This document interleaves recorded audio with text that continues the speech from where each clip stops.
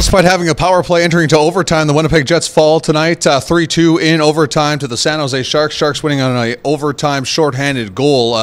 First off, have to be a little bit concerned about Josh Morrissey. Scary sight watching him go down early in the hockey game. Update, of course, coming from Paul Maurice, who coached in his 1500th game tonight. Lower body injury for number 44, and it's kind of unfortunate if he's out for any period of time because the Jets are about to get Dustin Byfuglien back. He should be back in the lineup when the Jets head out on the road to start a 3-game road trip in Montreal on Thursday. But the other defenseman stepping up pretty well in Morrissey's absence. The Jets see their season-high 7-game win streak come to an end, but they do have points in 8 straight games here at Bell MTS Place. Lots to come. We'll look at some of the big news from this evening. We'll hear from the players, look at the out-of-town scoreboard, and, of course, go to the Matt Frost Media Center to hear from head coach Paul Maurice. This is, of course, the JetsTV Live Postgame Show presented by Budweiser. I'm Jamie Thomas. You want 50 Jets reward points? You certainly have that. Time now for the Jets Rewards code word of the evening. Head to Jet Rewards, jetsrewards.ca, log in, and then type in the word alumni. That is your word of the night. Alumni is your, or sorry, it's left wing. It's alumni. Thank you, Tyler. Yes, it is alumni, ALUMNI, alumni. That is your code word of the night. 50 Jets reward points for you as the Jets fall 3-2 tonight to the San Jose Sharks. Let's go to the highlights here at Bell MTS Place. Good start for the Jets and Paul Maurice in his 1500th career game behind an NHL bench, and it is none other than Blake Wheeler. Justin Braun providing just the right screen at the right time. Wheeler fires his 11th goal of the season over top of Martin Jones' shoulder. 1-0 Winnipeg. Sharks will get that back in the power play. Josh Morrissey blocks the shot while he is down. Logan Couture fires a shot from the high slot and it finds its way through traffic to make it 1-1. Morrissey would leave the game at that point, would come out a little bit later, try it, and then would leave for the rest of the night. 52 seconds into the second period, I'll get it out. Brandon Tanev out front. Tyler Myers just misses it. Matthew Perreault does convert. That is 300 career points for Matthew Perreault. Winnipeg with the lead one more time. Tyler Myers has the puck just slip off the end of his stick, but there's Perreault pouncing on at the right time. 2-1 Winnipeg in the lead. 2:35 into, actually this is the Jets taking the lead with the man advantage. It is Blake Wheeler to Mark Scheifele. The Jets look to have a 3-1 lead, but hold on a second. Pete DeBoer, the head coach of the San Jose Sharks, calls for a replay, and it is proven that Jacob Trouba was indeed offside. So no goal for the Jets, and that is a turning point in the hockey game, certainly for the home team. Still off to the third period, 2:35 into the final frame. Connor Hellebuyck makes one stop, but Marcus Sorensen pulls the puck out of a scrum and fires in the loose rebound to make it 2-2. There's no way Helly's going to make that one with 4 or 5 guys standing in front of him. Great hands from Sorensen, and he beats the Jets netminder short side. So off to overtime, Jets with a man advantage. Joe Pavelski waiting and firing high glove side on Connor Hellebuyck. Jets had numerous good opportunities with the man advantage at the end of the third and certainly the beginning part of overtime, but there is the shorthanded goal, and that goal was the game winner, clearly. Joe Pavelski with that goal. So the Jets' record falls to 34-16-3. Their home record is 26-3. All 3 overtime losses or / shootout losses coming on home ice for the Winnipeg Jets this season. Hellebuyck sees his record fall to 24-14-2. The Jets certainly have had their success against the Pacific Division. The record falls to 11-3-2 against the Pacific Division. They had won 6 of their past 7 against the other team in the Western Conference and had been on a dominant 18-4-2 run going back to last season. They were 21-4-3. Now 21-4-4 in their last 29 games against the Pacific Division. So things going well no matter how you look at it. Out-of-town scoreboard, a very busy night in the National Hockey League. Games having to do with the Winnipeg Jets in terms of the Central Division. Nashville wins 5-2 over top of Arizona this evening. Columbus and Colorado going into the third period tied at 3. Edmonton leads Chicago in Edmonton 2-1. Other scores, Buffalo knocks off Minnesota in a shootout.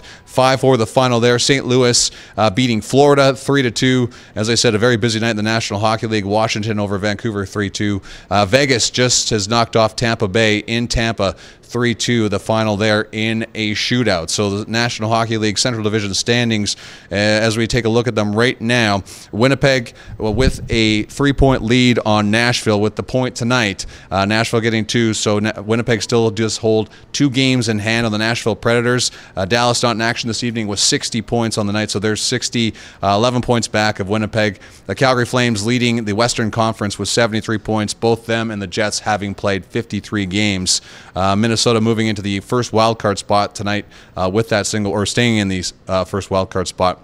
They have 57 points. St. Louis at one point didn't look very good for them to make the playoffs. They're at 53 points in the season, 1 back of Vancouver for that second wildcard spot in the Western Conference. So that's a busy night going around the National Hockey League out-of-town scoreboard. Of course, we are waiting to go inside the Jets dressing room.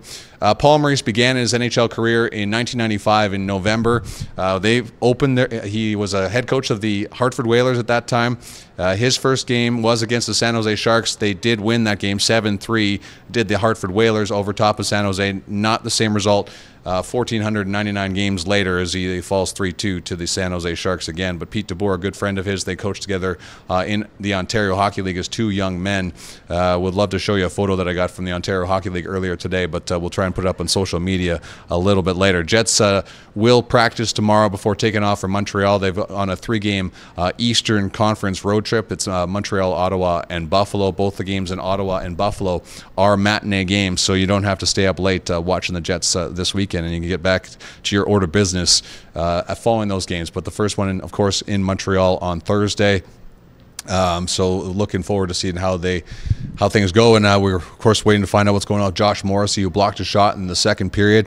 Dustin Byfuglien is supposed to be back in the Jets lineup on Thursday against the Montreal Canadiens. Could have went tonight, but Paul Maurice mentioned that he will play 20 or plus or more minutes, and they want to make sure that number 33 is in perfect condition to get back into the swing of things. So that's important for them to wait, and of course with the Jets basically in control of a playoff spot at this moment, you don't want to risk anybody and bring them back a little bit too early, so you have to applaud the coaching staff for being diligent about that and making sure that they don't bring back one of their best defensemen. Erik Karlsson did not play tonight for the San Jose Sharks, and if you look at a matchup in this one, I believe we're going to go inside the dressing room. Let's go inside the Jets dressing room for comments following a 3-2 overtime loss. Tough to make a save though on it's a pretty good pass and pretty good shot. At some point, do you tip your hat to a guy like Pavelski who's got 29 now? Yeah, it was a good shot. I'll give him that. But on the other end, I want to find a way to stop it, and I think I know how I can, so back to practice. Can you share that? Well, I could potentially stay on my feet or get my glove up right away and get my glove out. That's just off the top of my head. I have to see exactly how it went. Obviously, it's a read. You know, sometimes the shooter gets you.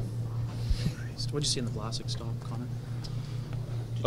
Yeah, I believe I got my stick on it because I felt a big collision there. My eyes were a little bit shattered because I was just trying to get everything over there I possibly could. I think I got a piece of it, yeah.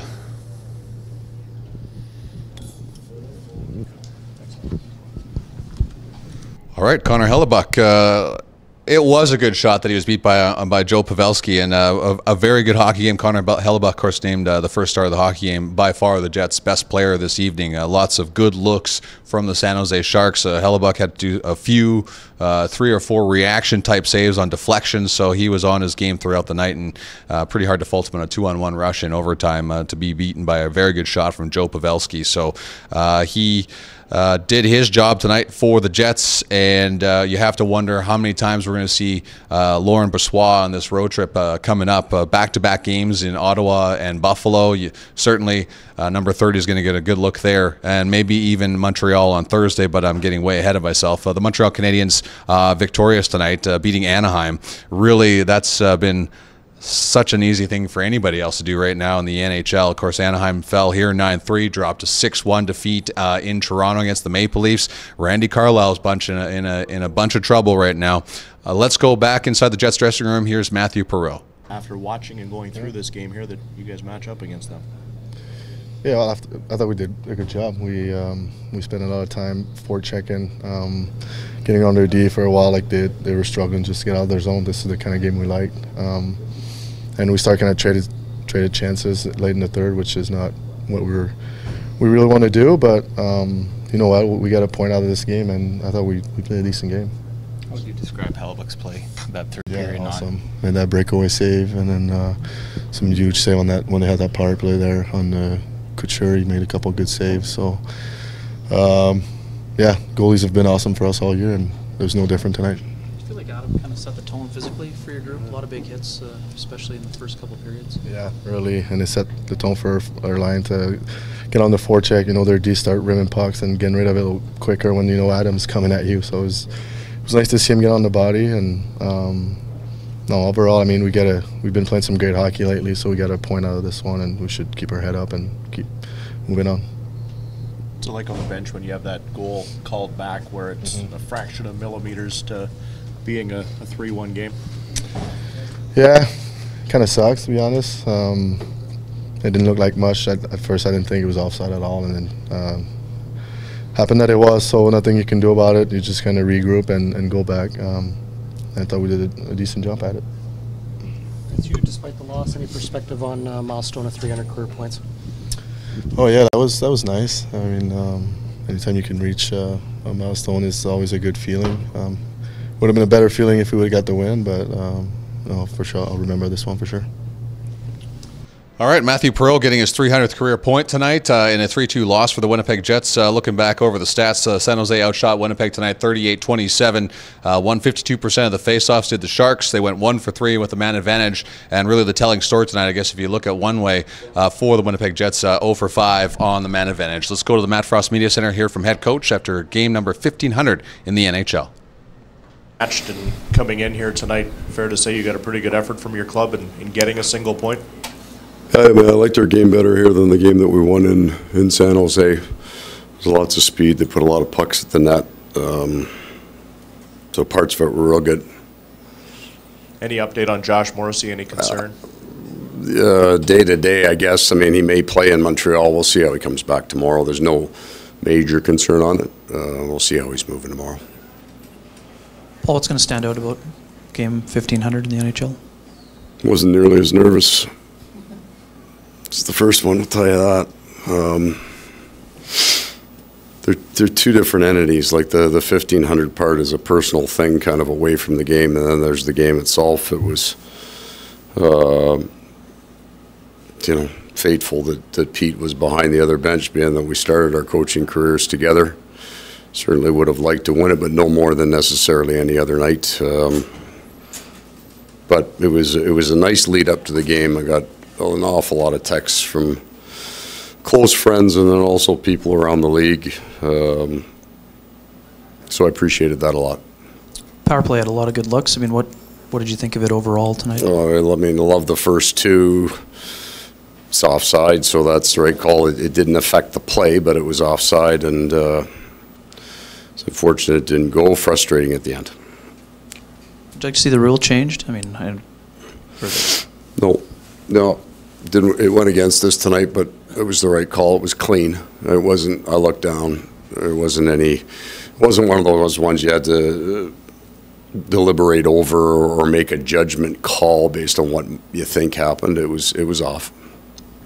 The shift a little there, I think it was the last power play. Yeah, I just liked him on the face-off, and I thought we were getting it through the seam, and Mark's good there too. You know, Mark can put that in the net. Adam Lowry was hitting everything that moved early on in the game. Yep. Did he? I mean, how much did that set the tone, I guess? Well, it was the right piece to the game that we needed. Our first was okay. We didn't score on the power. We seemed to sag a little on after that goal, but really liked our second period. A part of that was, that line. I think they had been, quiet's the right word, but their 2 games prior, they hadn't been as impactful in those games. So they came out a little better in understanding that they needed to be better and were. All right, thank you. Noon tomorrow here, guys.